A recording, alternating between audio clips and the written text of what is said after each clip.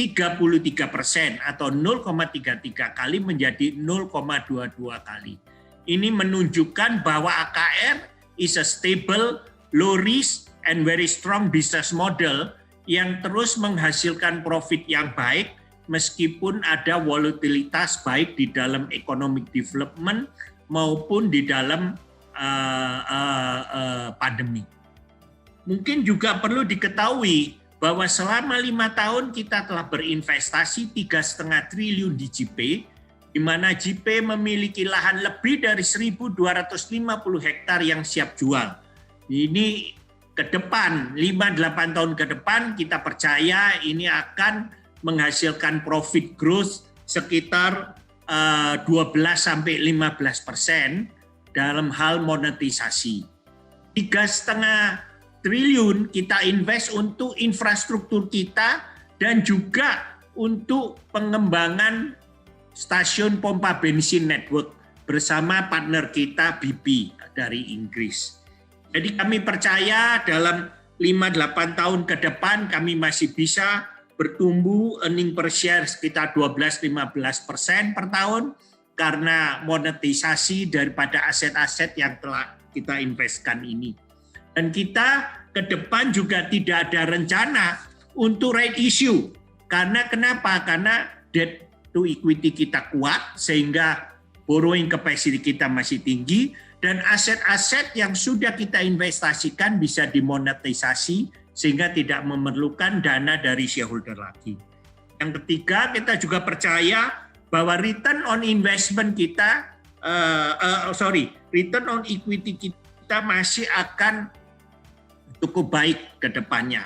Dan yang keempat, kita akan tetap memaintain dividend policy yang baik.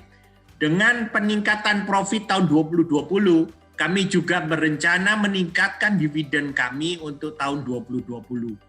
Kita sudah memberikan Rp50 per saham sebagai dividen interim, dan pada tanggal 30 April, waktu Annual General Meeting atau RUPS, kami akan menyarankan kepada shareholder untuk minta approval memberikan tambahan Rp75 per saham sebagai dividen final, sehingga total dividen tahun 2020 akan mencapai Rp125 per saham. Kami percaya dengan dividen payout yang cukup baik ini, dengan kalau dilihat harga kita sekarang hampir 4%, kami percaya ini akan membuat pemegang saham kita senang dan akan mendukung rencana-rencana kami ke depannya.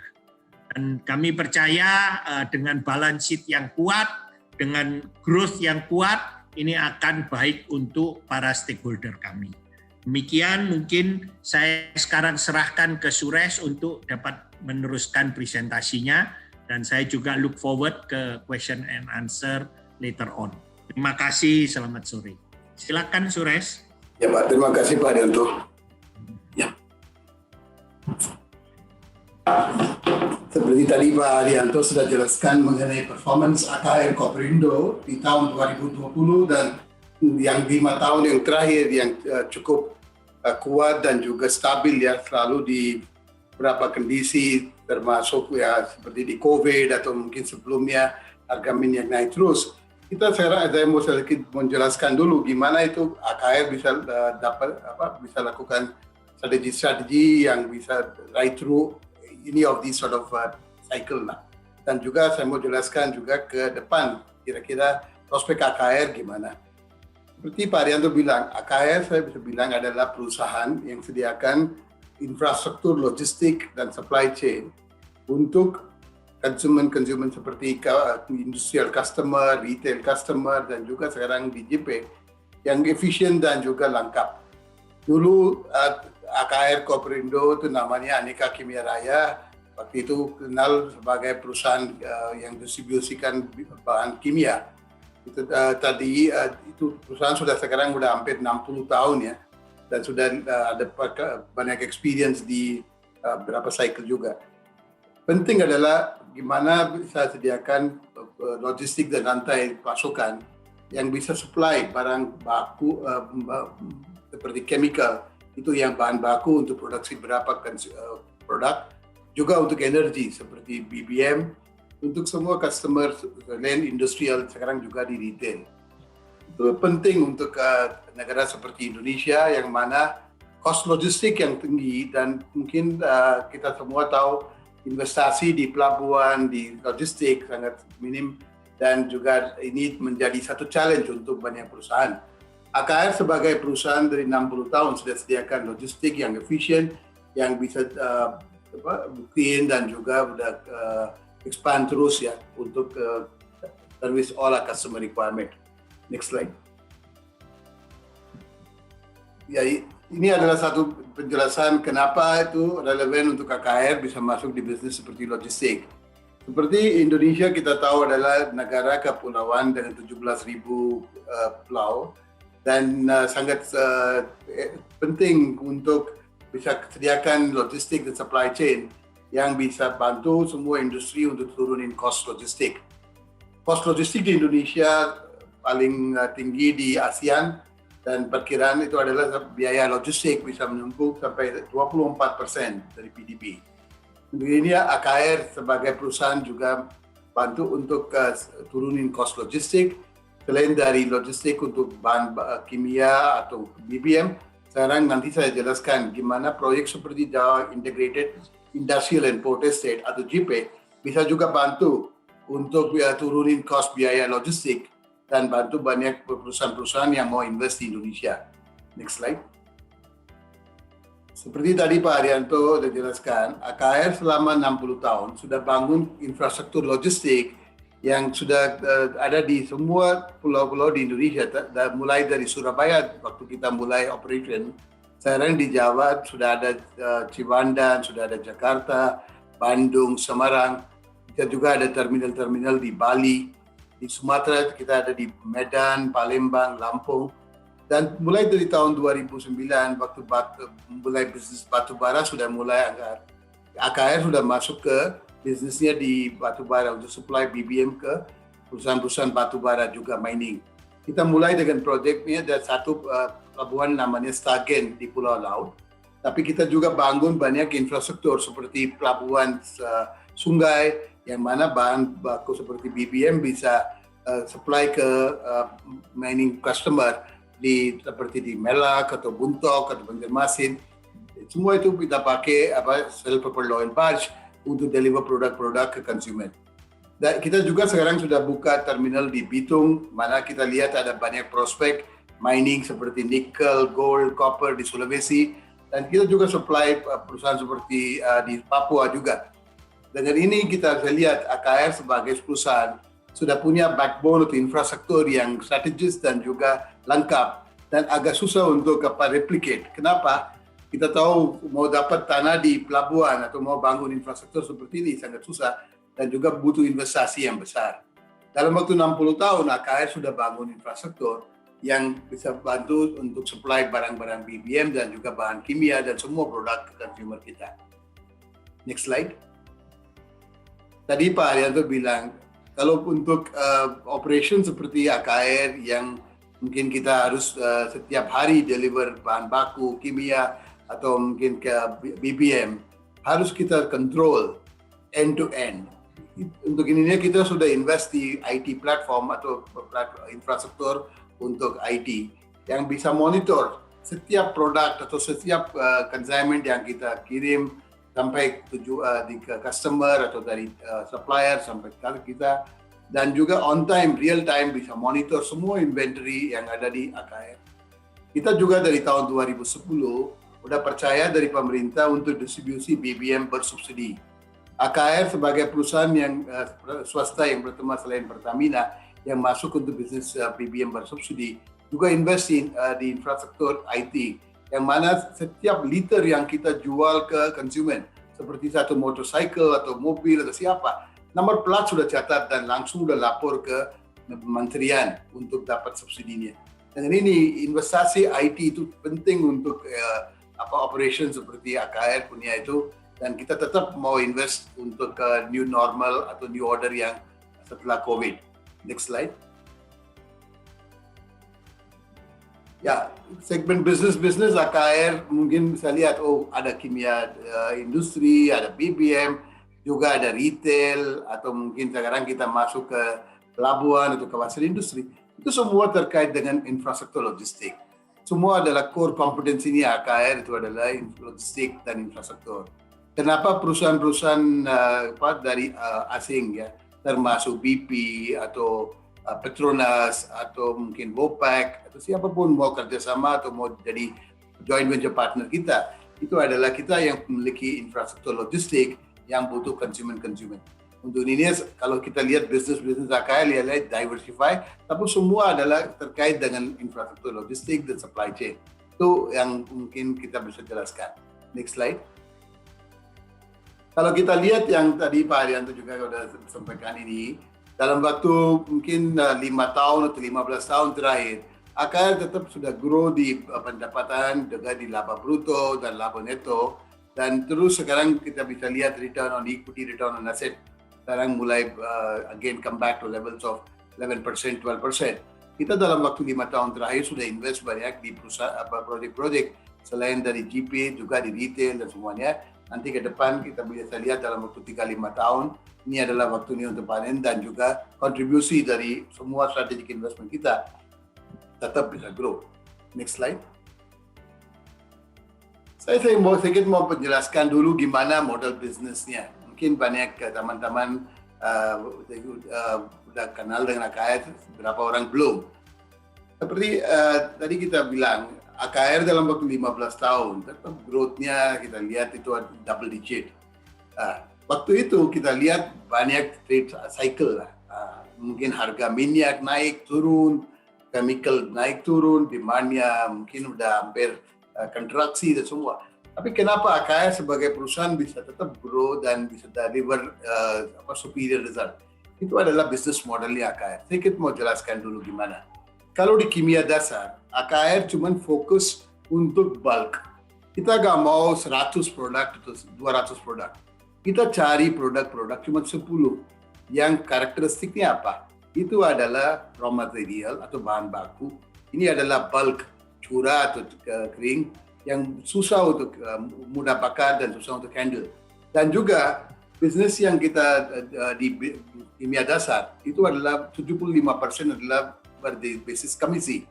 Mana AKR sebagai principal distributor untuk Asahi Mats Chemical dapat komisi sebagai persentase dari revenue dan juga biaya-biaya logistik dan semuanya. Dengan ini, kalaupun harga chemical naik, turun, kita gak ambil posisi dan gak rugi. Seperti yang 2 tahun yang terakhir, harga chemical sudah jatuh dari Rp4.500 per kilo, average ya untuk produk-produk kita distribute, sampai 2.300, 2.400. Tapi AKR sebagai perusahaan nggak ambil posisi, kita nggak rugi. Yang kedua, kalau lihat BBM juga itu sebagai bisnis. AKR masuk waktu di tahun 2005, waktu itu pemerintah buka peluang untuk swasta juga boleh masuk ke bisnis ini. Sebagai perusahaan swasta, kita yang pertama masuk di bisnis ini dari tahun 2005. Kenapa kita bisa masuk? Kita sudah bangun infrastruktur, kita sudah punya customer, dan banyak produk kita handle juga flammable. Dengan ini Pak Arianto dan BOD AKR sudah decide untuk masuk ke bisnis. Dan sekarang kalau lihat dalam waktu 15 tahun, AKR menjadi perusahaan yang paling besar untuk market share di swasta. Mungkin kalau lihat yang solar untuk industri, AKR market share udah hampir 12-14%. Juga sekarang kita masuk ke retail dan semuanya. Di bisnis ini juga, AKR gak mau jadi trader, yang mana kita spekulasi di harga minyak, ambil posisi dulu, harganya naik ya untung, kalau turun kita udah ambil posisi, kita rugikan. Selalu kita mau ambil business modelnya adalah pass through. Mana apapun ada harga minyak, kita pass through ke customer, dan kita dapat margin yang stabil dan selalu ada volume growth lah. Nah, sekarang kita udah masuk dari tahun 2018 dan tahun 2019 ke bisnis seperti retail dengan BP dan juga untuk after. So sekarang kita participate di semua aspeknya BBM. Satu hal yang saya mau jelaskan, banyak wartawan sekarang atau mungkin analis dan mungkin investor sekarang baca mengenai isu-isu yang terjadi di kilang ya, itu mungkin unfortunate ya. Tapi sebagai explanation saya bilang, AKR adalah independent distributor of BBM. Kita bukan distributor untuk Pertamina atau barang-barang yang kita beli bukan dari Pertamina. Kita impor barang-barang BBM seperti solar, fuel oil, semua dari kilang di luar negeri, seperti di Singapura, di Dubai dan semuanya, bawa ke Indonesia, nanti kita supply barang ini ke konsumen. So mungkin ini isu yang sekarang terjadi di kilang, di Balongan, mungkin gak ada pengaruh di bisnisnya AKR, dan tetap mungkin kita jalanin untuk supply barang-barang BBM ke semua customer kita. Nanti saya juga jelaskan gimana kawasan industri GPA bisa menjadi satu source of income, recurring income terus ke depan, 5, 10, 20 tahun ke depan juga. Ini juga menjadi satu strategi untuk perusahaan mau sustainable growth. Next slide. Ya, tadi saya bilang kalau harga minyak, kita tahu lah tahun 2020, waktu bulan Maret ya, harga minyak sampai minus. Jatuh dari mungkin 60-70 dolar menjadi minus. Banyak perusahaan trader di Singapura, dimanapun, sudah rugi dan sudah out of business. Tapi kalau lihat di bisnisnya kayak dalam 15 tahun, kita nggak mau ambil posisi. Gimana kita bisa maintain itu? Adalah dua aspek. Satu, harga minyak apapun adalah pergerakan di pasar Singapura. Itu ada benchmark namanya MOPS. Bapak Ibu kenal dengan NYMEX brand. Kalau di solar itu namanya MOPS. Apapun adalah movement di MOPS di period fortnight 2 misalnya di period Maret, itu menjadi basis harga untuk period first fortnight untuk April. Kita mungkin misalnya itu adalah 70 dolar. Ya, kita langsung formula adalah 70 dolar plus alpha atau markup. Dengan ini, bisnis AKR itu ada seperti cost plus. Apapun adalah cost, kita pass through to the customer. Yang margin atau alpha yang kita dapat, kita kerja untuk become lebih efisien. So margin per liter yang penting untuk AKR. Dan kita juga mau ambil posisi, apapun kita beli, kita jual di period yang sesuai dengan itu. Dan tidak ada net open position yang kita carry forward ke next week. Dengan disiplin yang kita lakukan seperti ini, AKR sudah grow bisnisnya dalam waktu 15 tahun, dan profitabilitas perusahaan itu terus meningkat, dan juga kita kurangin semua risiko-risiko di bisnis-bisnis BBM. Ini adalah penjelasan kenapa di AKR, even waktu COVID, periode ke tahun 2020, waktu itu demand-nya kontraksi, harga minyak naik turun, tetap AKR bisa grow profitnya 30% tahun lalu. Ini adalah rahasia atau mungkin bisnis model yang saya mau jelaskan. Next slide. So basically kalau kita lihat tadi di kelas AKR, sekarang bisnisnya lebih besar lagi. Kita ada banyak business opportunity yang baru seperti di BBM Retail, nanti JP, dan juga sekarang dengan BP kita juga kerjasama untuk after, lubricant dan semuanya. So dengan ini, dengan kompetensi yang kita sudah bangun, kita yakin dalam waktu 5-10 tahun atau ke depan juga, AKR tetap bisa grow dan deliver sustainable growth. Next slide. Kalau sekarang kita bicara mengenai inisiatif yang utama yang kita lakukan untuk growth, ada 3 aspek. Tetap business trading and distribution, tetap ada meningkat penjualan. Ini bisnisnya ada terkait dengan economic growth di Indonesia. Kalau GDP growth-nya Indonesia sekitar 5-6%, pasti demand untuk kimia dan BBM juga naik sesuai dengan growth-nya di GDP. Dan tadi saya juga bilang perusahaan sudah punya infrastruktur yang cukup, dan kita ekspansi sesuai dengan kebutuhan.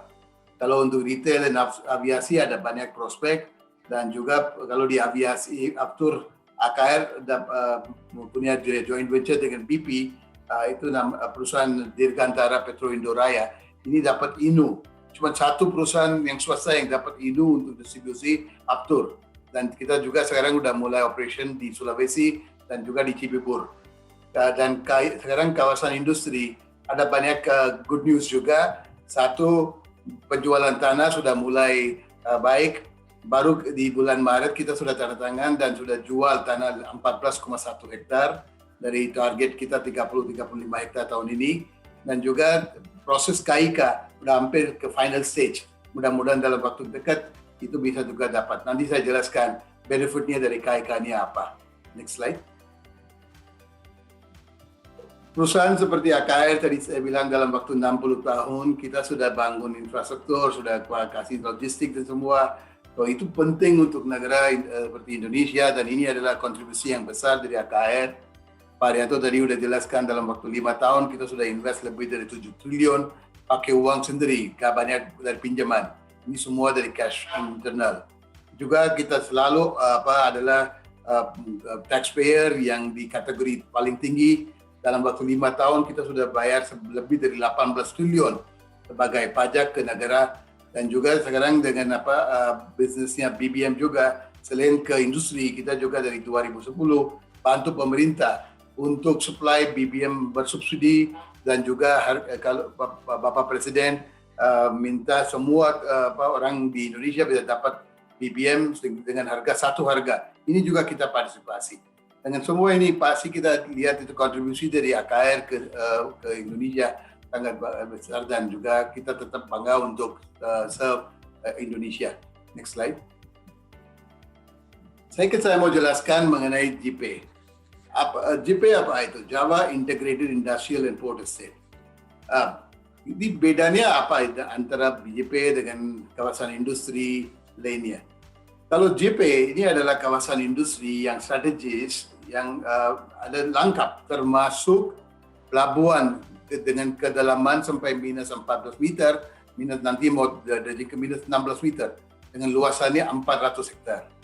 Bapak Ibu tahu sekarang kalau lihat di Cikarang, Karawang, Bekasi itu mana, kalau ada banyak industri, dia mau bawa barang baku atau mau ekspor barang itu harus bawa dari Tanjung Priok, itu jauh 40-50 kilo dari kawasan industri. Tapi kalau JIPE itu sudah punya pelabuhan 400 hektar termasuk integrasi dengan kawasan industri. Kawasan industri juga luasannya besar, 1.761 hektar. Kalau lihat ini adalah kawasan industri yang paling besar di Jawa sekarang dan sudah terintegrasi yang itu.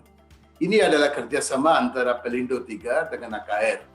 Kalau pelabuhan itu Pelindo 3 memiliki 60% saham, AKR 40%. Kalau kawasan industri terbalik, AKR yang ada 60% dan Pelindo 3 40%.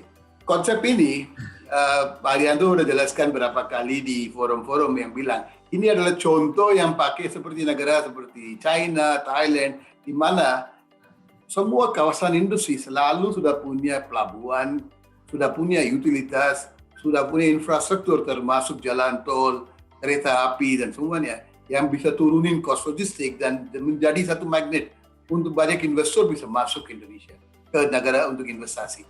Untuk ini kita sudah bikin konsep sesuai dengan itu, yang time tested dan proven model. Pelindo dan AKR dukung proyek ini, dan sekarang kalau bisa bilang dalam waktu 7 tahun yang terakhir, sudah menjadi satu kawasan industri yang lengkap dan strategik. Next slide. Di JIPE, kita pakai sistem cluster. Kenapa? Cluster artinya apa? Kita mau bawa berapa industri dengan tipenya yang sama, yang mana kita bisa sediakan lahan, juga fasilitas yang lengkap termasuk listrik, air, wastewater, telecommunication, gas dan semuanya. Untuk ini dari tahun 2015, AKR dan JIPE sudah mulai bangun berapa cluster di tahap 1. Kita sudah already sold out multi-purpose cluster sekitar 50 hektar. Kita mulai dari 2018-19 clean cluster 80 hektar, yang mana sudah ada investor seperti Sari Roti. Sari Roti punya pabrik roti yang paling besar di Jawa Timur di JIPE. Juga ada Jarum Group, juga ada beberapa perusahaan juga to invest di clean cluster. Sekarang kita juga sudah sediakan tanah 100 hektar ke Freeport di smelter cluster.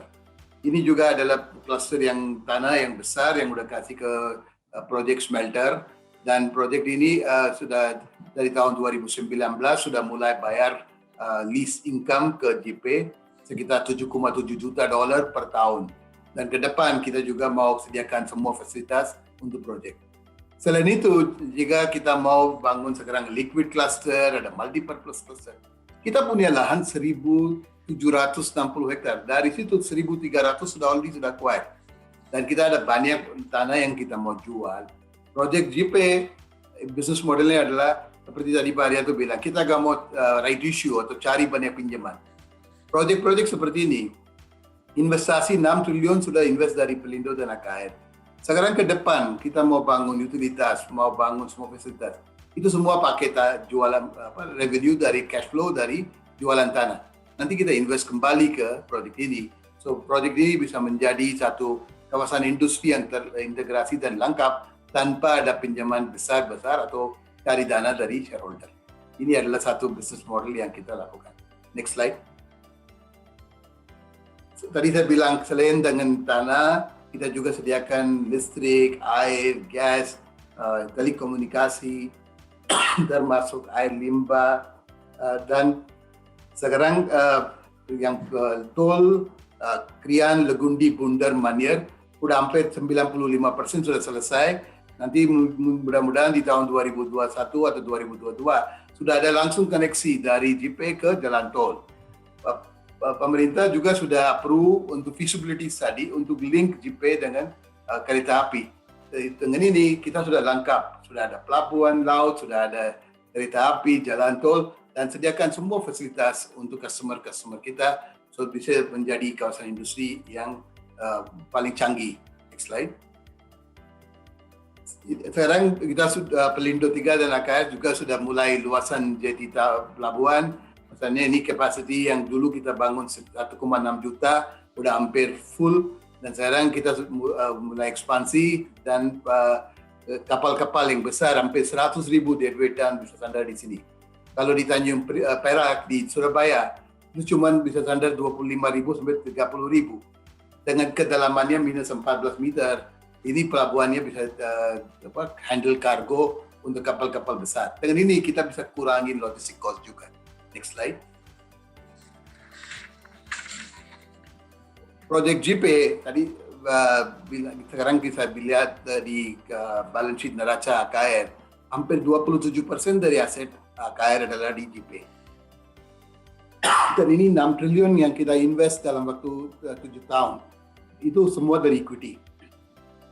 Dengan tanah yang hampir 1.250 hektar yang kita bisa jual, saya perkiraannya mungkin bisa revenue-nya bisa hampir lebih dari 15-18 triliun rupiah. Itu bisa menjadi satu source of income untuk selain investasi yang kita lakukan untuk utilitas semua, juga bisa tambah nilai pemegang saham untuk dividen dan semua aspeknya. So project JP saya bisa bilang adalah project strategik yang bisa contribute besar-besar untuk profitabilitas AKR selain dari bisnisnya trading and distribution. Next slide. So sekarang pendapatan tanah, penjualan tanah juga sudah mulai naik. Di tahun 2021 di kuartal 1 berita gembira adalah kita sudah dapat customer yang besar yang untuk 14,1 hektar. Ini mau jadi satu contoh proyek di JP, dan tahun ini kita targetkan antara 30 sampai 35 hektar bisa jual tanah dan bisa kontribusi ke JP ke profitabilitas AKR. Tahun ini bisa capai 15% dari 9% tahun lalu. Next slide. Ya, ini basic business model AKR adalah bukan seperti real estate developer yang mana kita cuma jual tanah doang. Kita mau bangun kawasan industri yang bisa kasih recurring income ke depan. Selain dari energi, logistik, air, dan itu. So basically, kalau tanah udah habis, kita sudah punya infrastruktur dan juga customer yang butuh semua facility. Yang mana recurring income dari JP bisa menjadi satu source of income ke AKR ke depan. Next slide. Sekarang kita bicara mengenai KIK. Ini adalah berita yang sudah sedar di media dan juga sudah semua bicara mengenai itu. JP sudah menjadi satu kawasan industri untuk sebagai Special Economic Zone atau KIK. Ini sudah hampir prosesnya mulai dari Oktober 2020. Sekarang sudah ke Dewan Nasional KIK, sudah already dapat persetujuan. Dan sekarang diproses untuk PP dari Presiden Republik Indonesia. Dengan itu, JP bisa menjadi salah satu kawasan industri di Jawa yang dapat fasilitas ini. Dan setelah dapat KIK, sekarang apa ya? Kita mungkin bisa fokus untuk teknologi dan manufaktur. Dan kita mau buka banyak cluster lagi. Clusternya untuk metal. Misalnya untuk tembaga nikel atau hilir atau apa, bisa. Cluster energy, kita mau lihat energi, renewable energy dan juga new source of energy, green energy. Dan juga cluster elektronik, cluster chemical. So mungkin kalau bisa lihat perusahaan JP sebagai kawasan industri fokus untuk heavy dan medium industry. Kita agak cari industri seperti tekstil atau garment atau sepatu gitu yang labor intensive. Ini banyak industri yang kita mau masuk ke JP adalah heavy industry to medium industry. Kenapa? Ini yang industri yang butuh pelabuhan, ini industri yang butuh banyak utilitas seperti listrik, air dan semuanya. So itu menjadi source of income ke depan sebagai recurring income. Kita mungkin sudah mulai bikin master plan untuk ini dan mudah-mudahan setelah sudah dapat fasilitas sebagai KIK, teknologi dan manufaktur, pasti bisa menarik banyak investor lagi ke JP. Next slide. Dan kita tahu kalau fasilitas KIK selain dari banyak fasilitas seperti pajak, bea cukai, untuk tenaga kerjaan dan juga ease of doing business, itu juga menjadi satu attractive point untuk investor bisa masuk ke kawasan industri yang dapat fasilitas sebagai KIK. Already JP sudah menjadi project untuk klik yang mana kita bisa kasih semua izin dan perusahaan bisa langsung bangun pabrik tanpa nunggu sampai semua jadi. So basically dengan dapat KIK facility, mungkin itu bisa menjadi satu kawasan industri yang bisa menarik banyak investor. Next slide. Seperti gambaran di sini, kita lihat dengan kontribusi JP di tahun 2020 9%, perkiraan kita di tahun 2023-2024 bisa menjadi 23%. Dan juga kita ada banyak growth driver selain dari trading distribution, juga di retail, di JP, dan juga other business seperti lubricant dan aftur. Kita yakin perusahaan AKR bisa grow antara 14-16% dalam waktu 3-5 tahun, sesuai dengan apa yang kita sudah ada track record sebelumnya juga growth-nya di double digit. Kita yakin perusahaan ini mampu dan juga punya strategi yang kita sudah invest banyak di dalam 5-6 tahun, dan ini adalah waktu untuk kita bisa meningkatkan return on equity dan return on asset. So perusahaan ini sudah punya banyak growth initiative dan very good business model for growth. Next slide. Tadi Pak Arianto sudah jelaskan, perusahaan selalu bagikan cash untuk dividen ke pemegang saham. Cash though our payout ratio di polisi ada 30%, Bapak Ibu bisa lihat sekarang bagikan dividennya hampir 60%. Dan sebagai majority shareholder, Pak Arianto tadi sudah sarankan mau nanti di AGM RUPS tahun 2020 yang mau selenggarakan tanggal 30 April, kalau pemegang saham sudah approve, nanti mau bagikan Rp125 per saham sebagai dividen. Itu nanti kita potong interim dividen yang sudah bagikan tahun lalu. Tapi bisa lihat perusahaan dengan growth, dengan cash flow yang sangat baik, dan juga bagi dividen dengan net gearing-nya terlalu rendah. Next slide. So ini adalah satu summary dari penjelasan saya. Perusahaan ini sudah punya kekuatan yang cukup menarik, dan juga kita diversifikasi bisnis-bisnis dengan core kompetensi kita, sudah bangun banyak infrastruktur dan juga punya beberapa fasilitas yang bisa ekspansi lagi, dan opportunity di Indonesia selain dari trading and distribution juga ada di retail, ada di kawasan industri dan utilitas. Tetap kita sudah lihat banyak trade dan business model business risknya, tapi dengan business model yang kuat kita selalu deliver EPS growth yang double digit, dan tahun 2021 juga kita yakin bisa grow profitnya di sekitar 11-12% banding dengan tahun lalu. Tahun 2020 profit AKR 925 miliar.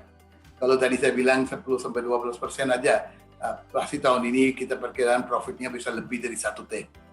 Ya, terima kasih.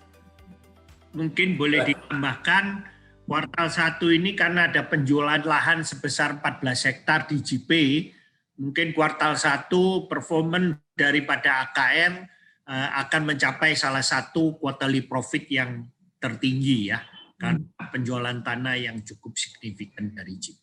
Terima kasih. Oke.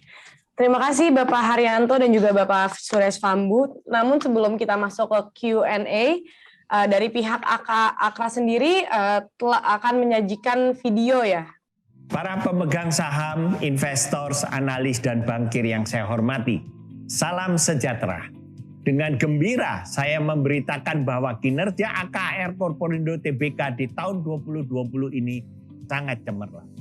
Meskipun di tengah pandemi yang sulit, net profit tumbuh 30% dibandingkan tahun 2019. Kinerja ini membuktikan bahwa AKR Corporindo Tbk merupakan perusahaan yang stabil dan konsisten dan mempunyai bisnis model yang kuat, sehingga di masa pandemik dan ekonomi yang terkontraksi, perusahaan masih bisa bertumbuh dengan signifikan laba bersihnya. Kami telah berinvestasi di infrastruktur logistik dan supply chain di pelabuhan-pelabuhan utama di seluruh Indonesia. Dan juga investasi di bidang digitalisasi untuk pengontrolan operasi supply chain kami. Supaya kami dapat memonitor semua movement barang-barang kami, baik yang dikirim melalui truk maupun kapal-kapal tanker kami. Dan kami bisa memonitor semua stok-stok kami di seluruh depo kami di Indonesia. Sehingga kami bisa memanage dan mencapai efisiensi dalam operasi dan pemakaian modal kerja. Supply chain infrastruktur dan IT kami merupakan daya saing perusahaan kami. Meskipun tahun 2020, movement manusia sangat dibatasi karena pandemi COVID-19. Pengiriman produk-produk kami selalu tepat waktu kepada customer. Sehingga di tengah pasar yang terkontraksi, volume penjualan kami tetap bisa meningkat. Cash flow generation di tahun 2020 juga bagus, sehingga net debt to equity ratio kami dapat turun dari 36% di awal tahun menjadi 22% di akhir tahun 2020. AKR memiliki cash flow yang kuat dari tahun ke tahun. Mulai tahun 2016 sampai tahun 2020, AKR telah berinvestasi hampir 7 triliun rupiah untuk pembangunan baik di JP dan semua pembangunan infrastruktur logistik dan pembangunan pompa bensin baru. Meskipun dengan investasi tersebut, pembayaran dividen selama 5 tahun tetap konsisten sekitar 3 triliun rupiah. Meskipun dengan investasi dan dividen ini, net debt to equity ratio AKR membaik, turun dari 33% di tahun 2016 menjadi 22% di tahun 2020. Kami yakin ke depan kami masih bisa tetap bertumbuh double digit karena bisnis model kami yang kuat dan monetisasi daripada aset-aset yang telah kita investasikan dalam 5 tahun terakhir. Misalnya, joint venture kami dengan BP di bidang pembangunan jaringan pompa bensin dan aftur yang pasarnya terus berkembang seiring dengan pertumbuhan ekonomi Indonesia. Juga JP, di mana balance sheet kami sebesar hampir 6 triliun adalah stok lahan yang seluas lebih dari 1.200 hektar yang siap untuk dijual.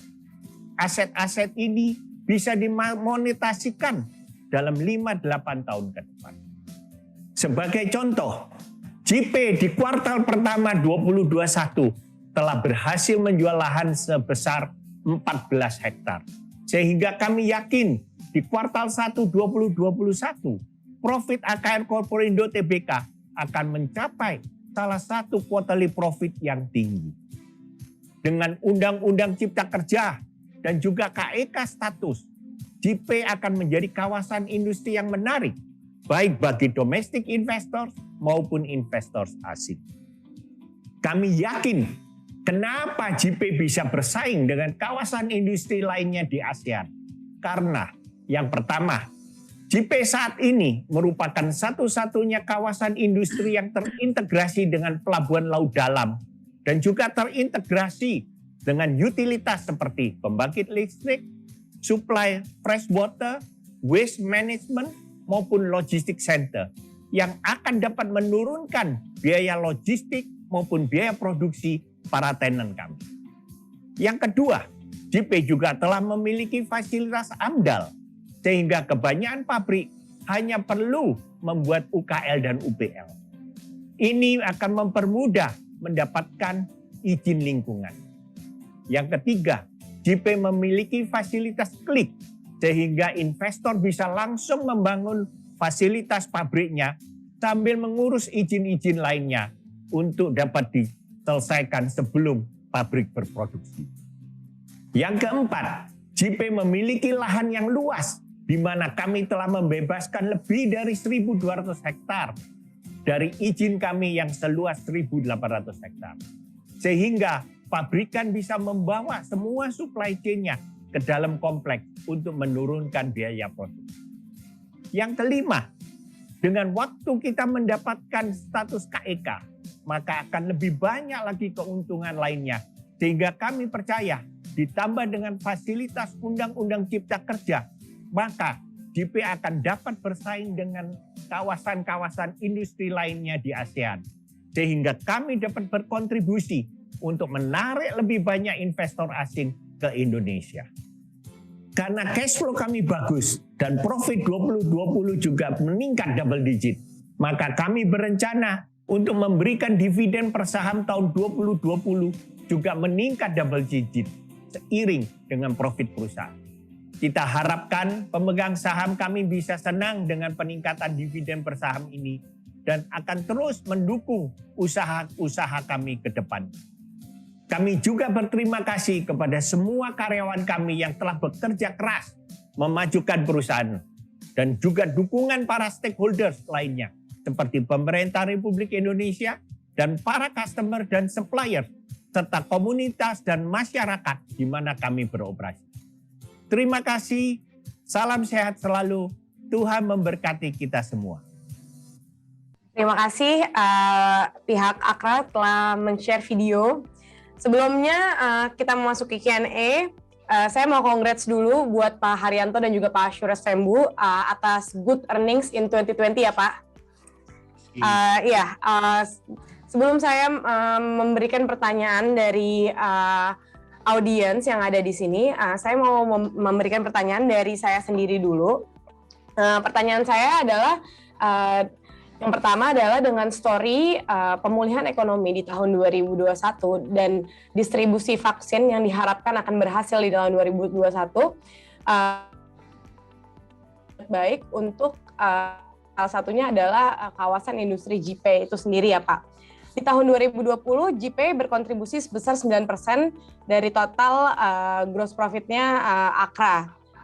Dan perusahaan menargetkan 23% di tahun 2023 untuk kontribusi JIPE terhadap gross profit. Kalau untuk recurring income sendiri, berapa target perusahaan menghasilkan recurring income dari JIPE itu sendiri? Terus yang kedua adalah di tahun 2021 juga, tidak bisa kita pungkiri bahwa pemulihan ekonomi itu akan menjadikan harga-harga komoditas ini semuanya naik ya Pak. Apalagi setelah harga minyak tahun lalu hampir turun negatif gitu. Nah, kira-kira nih, walaupun Akra merupakan company yang mempunyai fixed margin dari bisnis distribusinya mereka, tapi apakah kira-kira di tahun ini outlook apa sih Pak untuk bisnis distribusi dan juga BBM-nya yang akan dikedepankan oleh company di tahun 2021 ini? Terima kasih Pak. Ya, pertanyaan mengenai recurring income di JIPE, tadi saya bilang business model kalau AKR dan Pelindo buat di JIPE adalah gimana bisa meningkatkan recurring income ke depan. Recurring income dari mana? Satu dari listrik, fasilitas seperti listrik, atau mungkin sediakan fasilitas seperti pelabuhan, logistik, termasuk air, wastewater dan semuanya.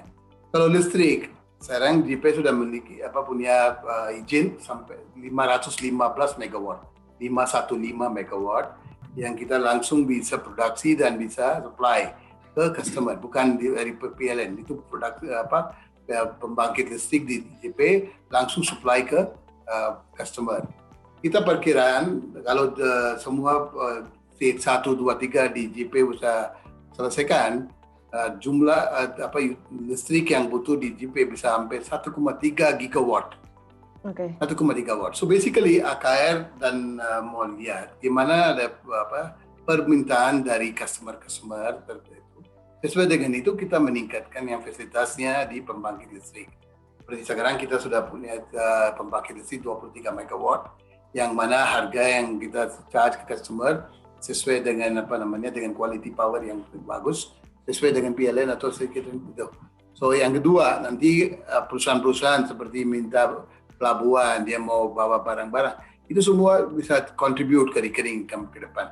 So I cannot tell you exactly what is the amount of recurring income dalam 3 tahun, 4 tahun. Itu semua menjadi satu faktor dari yang cluster-cluster yang kita buat.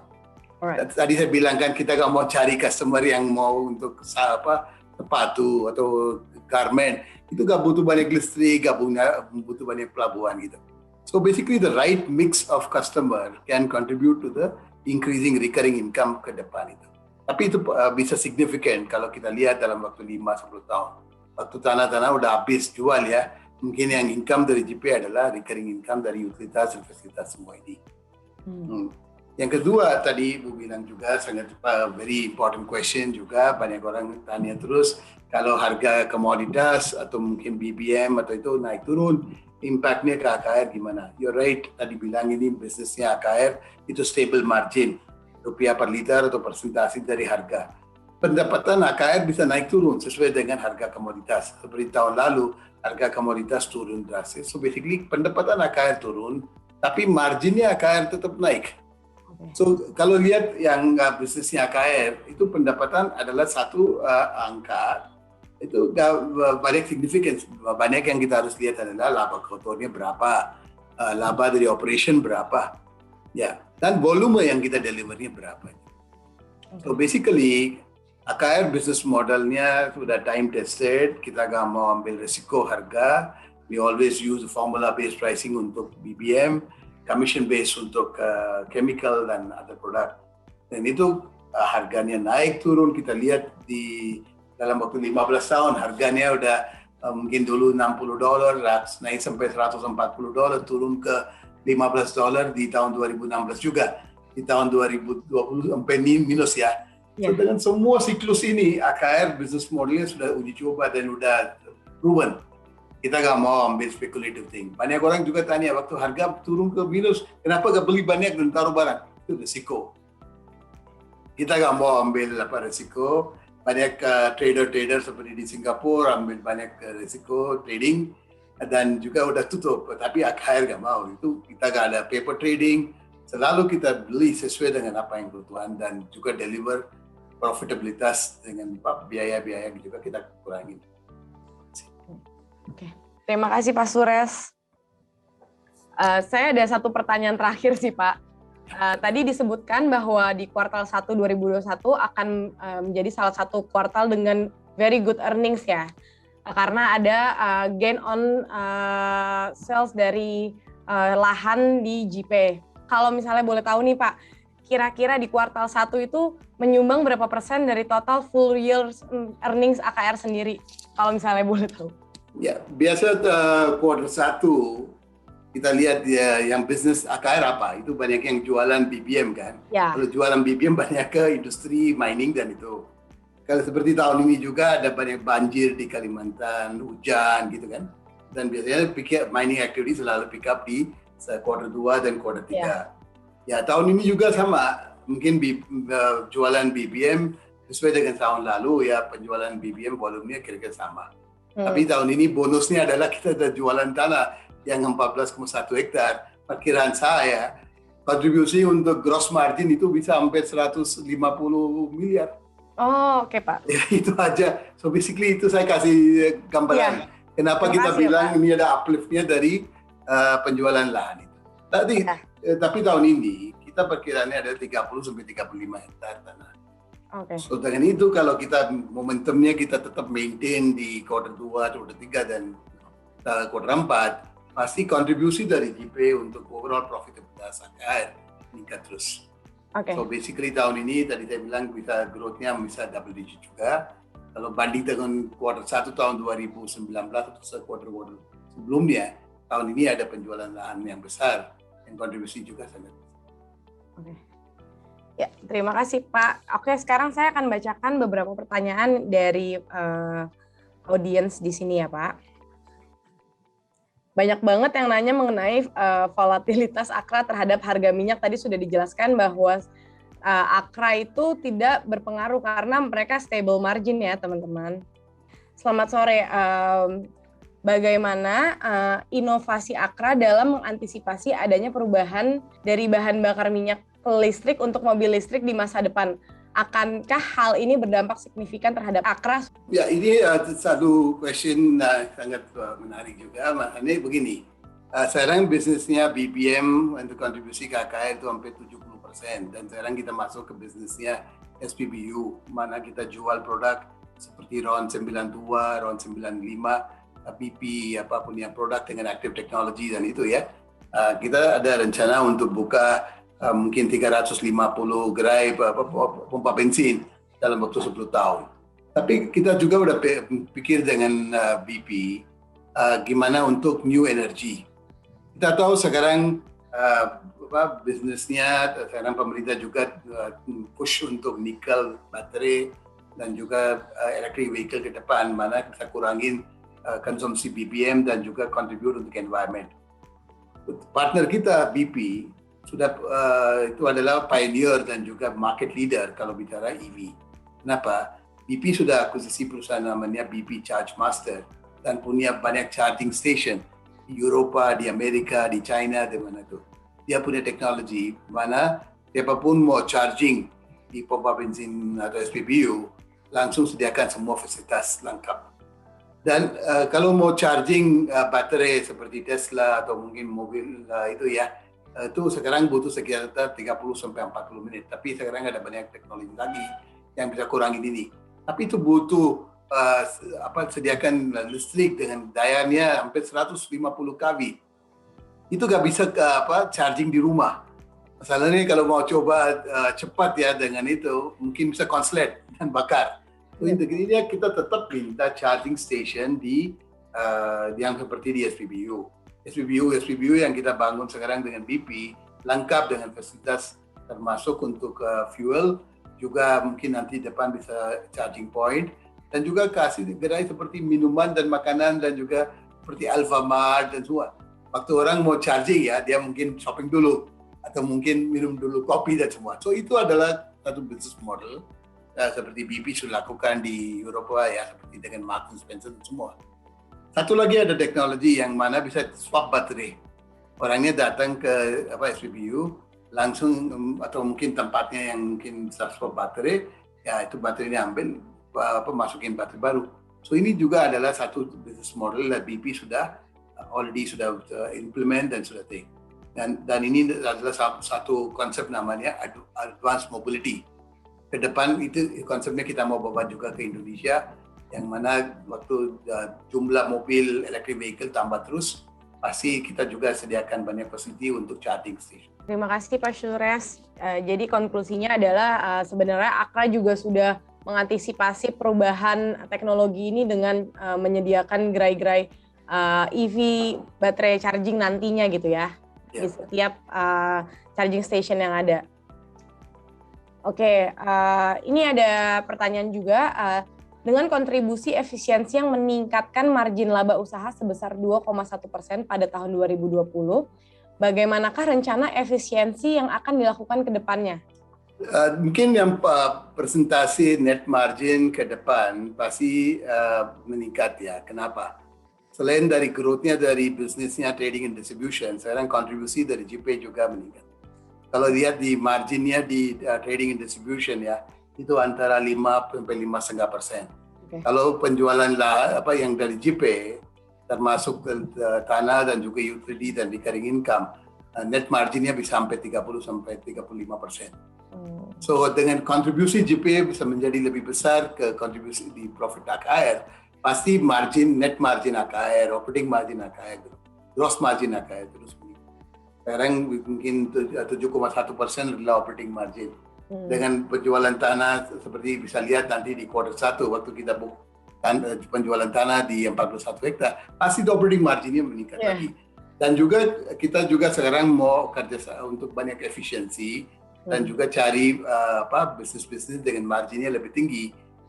Bukan artinya trading and distribution business not a good business. It's a good thing, low margin tapi high volume. Kalau yang bisnisnya seperti retail atau mungkin di kawasan industri, itu adalah new growth area yang mana marginnya bisa lebih besar. Dan apa yang kita mau capai adalah return on equity AKR mau meningkat, bisa menjadi 14-15%. Ya, cash flow-nya tetap kuat dan kita bagikan banyak dividen lagi. Oke, terima kasih Pak Suresh. Jadi tadi intinya penjualan net margin itu kalau misalnya dari business distribution kan sekitar 5-5,5%, sedangkan penjualan net margin dari GP itu sekitar 30-35%. Maka dari itu perusahaan tetap akan mencari efisiensi bisnis yang menghasilkan margin yang besar kan, walaupun bukan maksudnya tidak asal dengan margin yang besar lalu digeluti gitu. Ya betul ya Pak. Lalu pertanyaan selanjutnya adalah ini mengenai risk, Pak. Apakah risk dari bisnis AKR itu sendiri? Karena kan bisnisnya ini sangat terdiversifikasi kan, dari distribusi dan juga industrial estate sendiri itu. Apakah risk dari bisnis-bisnis yang dimiliki oleh Akra dan nanti kalaupun nanti memang ada resiko yang tinggi, bagaimana cara perusahaan menanggapinya atau mengantisipasinya agar tidak terjadi hal-hal yang tidak diinginkan? Betul, ini penting sekali untuk perusahaan seperti AKR yang mana kita distribusi bahan baku atau mungkin BBM yang mudah bakar, korosif, yang mungkin sangat susah untuk handle. Safety, health and environment is a top priority untuk AKR ya. Mana kita mau zero accident. Jangan sampai karyawan kita waktu dia kerja mungkin mengalami satu hal yang kita inginkan. Dan juga waktu kita deliver produk ya, kita mungkin ada kapal di distribute deliver ke semua tempatnya di Indonesia, ada 350 tanker ya yang kita distribute barang itu. So safety, health, environment is very important part of our culture. Dan ini mungkin kita selalu ingatin semua karyawan kita, operator kita, dan juga pakai teknologi yang mana bisa monitor real time. We always try to have a zero accident record and try to build this. Tahun lalu kita juga dapat ISO untuk semua operation petroleum dan juga mau improve more in terms of the green technology so that our operations can be environmentally friendly dan juga can operate without any issue lah. So very important for us is to only maintain the ESG ya, termasuk yang environment, juga ke tanggung jawab ke keseluruhan karyawan dan semua stakeholder, ke komunitas, dan juga implement a good corporate governance. So I think we are very conscious about this. We want to have a safe operation. We always want to ensure that there is no issue yang mungkin bisa damage environment atau create a issue for our employee atau untuk semua operation kita. Penting untuk ini, Pak Haryanto selalu ingetin, dan risk management is topmost priority for AKR. Bukan cuma harga minyak atau profitabilitas. Itu juga adalah gimana bisa handle resiko-resiko untuk handle barang yang sangat susah untuk handle. Ini adalah unggulan AKR. Kita bukan perusahaan yang mau handle banyak produk-produk yang gampang-gampang bisa handle. Kenapa customer cari kita, kenapa principal cari kita? Kita punya infrastruktur yang mampu untuk handle produk-produk seperti itu. So we have a very strong risk management culture in our company dan juga we monitor all these operation dan juga dengan partner seperti BP atau Petronas atau mungkin suppliernya seperti Enoch. Dia nggak mau supply atau kerjasama dengan kita kalau kita standarnya agak tinggi gitu. Iya. Terima kasih. Oke. Ya, berarti semuanya memang tentang safety ya Pak, pokoknya. Ya, ini ada pertanyaan lagi Pak. Pendanaan investasi di GP sebesar 3,5 triliun yang bersumber dari internal kas, dan juga shareholders. Apakah struktur pendanaan tersebut turut berkontribusi terhadap peningkatan laba Akra di tahun 2020? Pasti, ya. Kalau tahun 2020 mungkin kita jual 9 hektar dan juga dapat income dari lease dari tanah yang kita udah leasing, termasuk yang utilitas dan semua. Kalau di tahun 2021, kalau ini kita bisa capai 30 sampai 35 hektar,